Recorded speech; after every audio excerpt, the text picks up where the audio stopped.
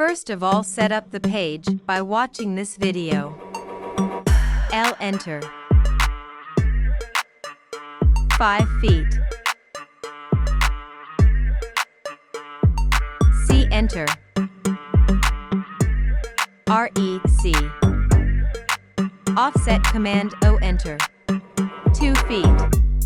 Select object to offset. Specify point on side to offset.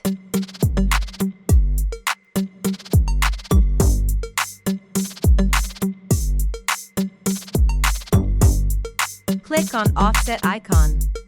2 feet. Select object to offset. Specify point on side to offset.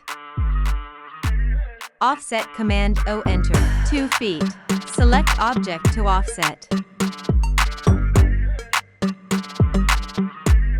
Example, offset command O enter. 10 inch. Select object to offset.